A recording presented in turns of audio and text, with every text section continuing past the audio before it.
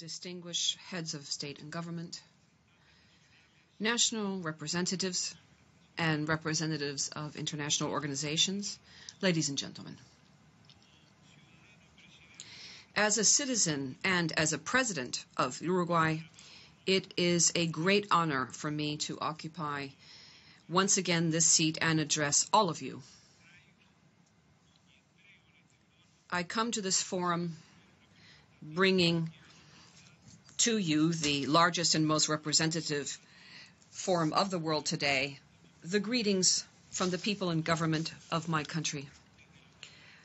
Our greetings express our passion for peace, freedom, democracy, justice, and solidarity that identify our nation, as well as the United Nations organization, of which Uruguay was a founding member in 1945.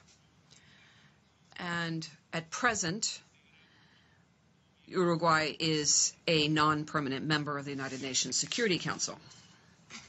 Ladies and gentlemen, as this is not my first time here, I run the risk of repeating myself with regard to some of the concepts referenced on previous occasions, and more specifically what I said on the September 29th of the last session of the United Nations General Assembly, the 70th session.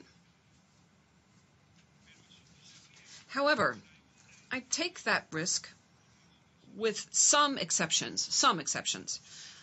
All the issues I referenced at that time, a year ago, are still raised under the same terms, and in some cases on even more serious terms.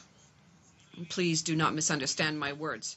This is not a reproach and even less self-praise, but it is obvious, painfully obvious, that despite the efforts of the United Nations to turn back the tide of terrorism, violence, intolerance, discrimination, poverty, inequality, injustice, or organized crime, these scourges continue to harm a large part of mankind. The task of government and of rulers, in other words, our task, the task that was entrusted to us by the citizens of our countries, must not be limited only to making a diagnosis and telling the people what is happening. Our primary and inexcusable duty is to establish the conditions under which people may build their own lives in society and to then accompany them in the process. Said like that, it may not seem like much, but it is so much.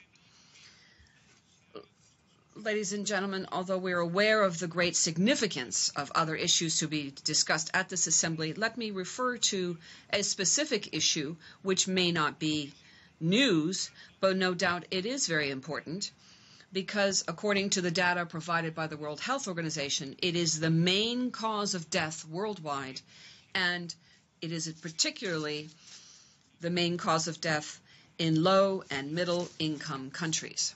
And here I refer to non-communicable diseases, mainly cardiovascular disease, cancer, diabetes, and chronic pulmonary pathologies. These diseases, to a great extent, impact mankind in a terrible way and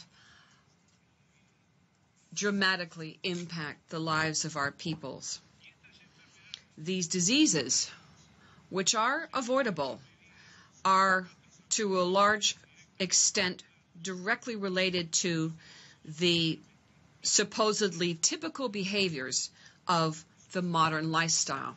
And here I'm referring to smoking, alcoholism, unhealthy diets, and a sedentary lifestyle. The main effects of the risk factors are increasingly being felt, dramatically being felt, by low and middle income countries and by the poorest people in all countries. thereby having a strong impact on the underlying socioeconomic determining factors.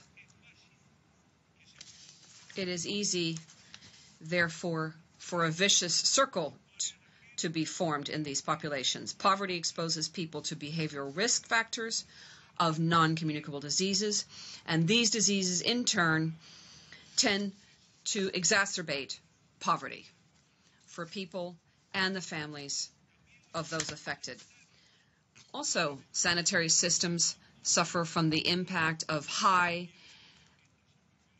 costly treatments required by non-communicable diseases.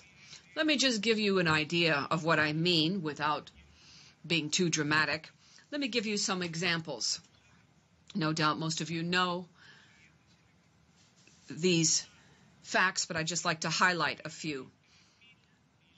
First, direct costs of smoking on Latin American health systems is estimated at $33 billion.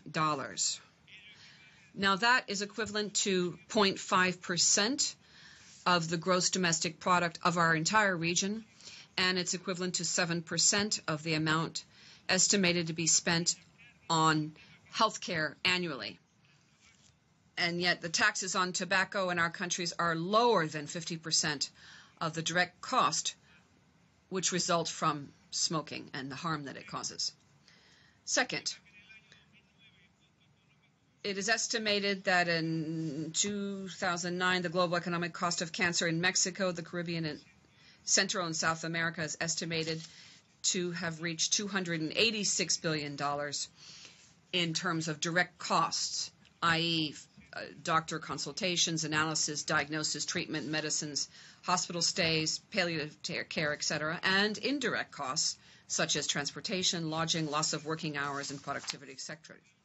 Therefore, from our point of view, unless we energetically combat the epidemic of non-communicable diseases in those countries and social groups which are most exposed or affected, the impact of these diseases will continue to grow, and the plausible global goal and very timely and properly agreed upon objective of reducing poverty as a sine qua non condition for achieving sustainable development is a goal which will move further every day rather than getting closer. Ladies and gentlemen, if we take into account available statistics today around the world, 104,109 people will die as a result of non-communicable diseases. So, how can we not design and implement strategies to control alcohol and tobacco consumption and to promote healthy lifestyles, including a healthy diet and physical exercise? No doubt what I am saying here is a far cry from what those who have spoken here before me have addressed. But, and I might be mistaken here, I urge us to take the necessary measures. And if we don't, our countries, especially the humblest and poorest of us, will suffer dramatic consequences due to these diseases. And I reiterate, these are diseases that can be prevented. This is, of course, not a medical panel, nor is it a scientific symposium. But as a political leader and ruler who has not forgotten my medical profession and continues to be involved in it, I must tell you that not only is it possible to design and implement such strategies, but positive results can be achieved if we do so. These are not easy or simple strategies, but they are unavoidable, and we can achieve good results with them. Uruguayans know from our own experience and specific experience. We have also projects in place, and in this area again, there's no future if we work alone. And so we call upon all countries, governments, and peoples, non-governmental organizations, scientific, medical, and international organizations to form an alliance against the non-communicable diseases within the United Nations. It should be an alliance for a healthy life, as wide, vigorous, and dynamic as possible. And it is possible. It's not easy, but it is possible. In many cases, conviction and political will be more important and necessary than financial resources. Ladies and gentlemen, Uruguay is a world leader in the implementation of the Framework Convention on Tobacco Control. But there have been opponents to this leadership. For instance, the claim brought by the Philip Morris Tobacco Company at the beginning of the year 2010, a case brought to the International Center for Settlement and Investment Disputes. They were suing against 2 regulations adopted by Uruguay in order to control smoking. In addition to the formal arguments brought by the tobacco company, its main reason for this action was to punish a small country which has decided to control tobacco consumption and to work for the health and welfare of our people. It was an exemplary warning for all countries that are implementing or preparing to implement similar policies.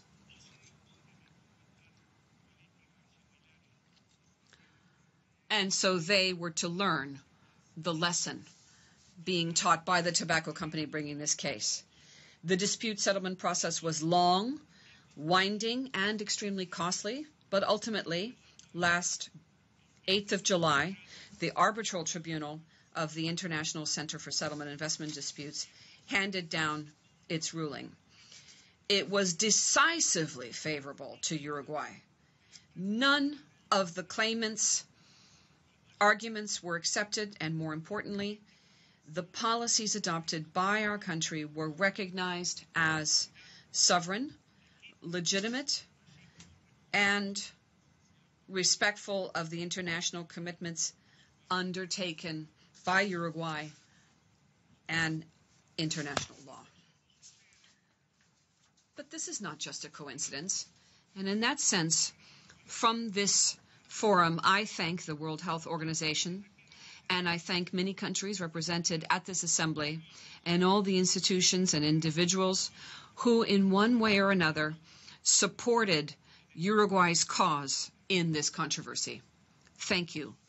Thank you very much from the heart of Uruguayans and on behalf of my people. Ladies and gentlemen, the best way to return such support and comply with our objective is to continue working within our modest possibilities, to continue and deepen tobacco consumption control policies, to significantly defend people's rights to health and life. Uruguay is aware of the circumstances that exist in other parts of the world. And again, Uruguay reiterates it is not indifferent to their plight. And if I may, I'd like to address some of these issues. First, we would like to congratulate the government of Colombia and the Revolutionary Armed Forces of Colombia, stating once again our willingness and availability to continue cooperating with the parties in the new and demanding stages of the peace process. 2, in our speech last year, we expressed our desire that that session of the General Assembly would be the last session where countries had to decide on the economic, trade, and financial embargo imposed on Cuba so unfairly by the United States. And while this embargo remains in place, Uruguay will continue demanding that it be lifted definitively. Third, we are not indifferent to the complex political and institutional situations that exist in a number of sister nations. And as good brothers and sisters, we wish that such difficulties be sovereignly resolved on the basis of democratic institutional frameworks and in a calm, respectful, and sincere dialogue among the involved parties. The will of the people must be respected. Ladies and gentlemen, I very much appreciate the attention you have given me today, and on behalf of the Uruguayan people, this small country in the South American southern cone, I would like to reiterate to you that within our modest possibilities, we will reach for a more fraternal world with more social justice, peace, respect, and tolerance for all inhabitants of the planet. We work towards that goal. Thank you.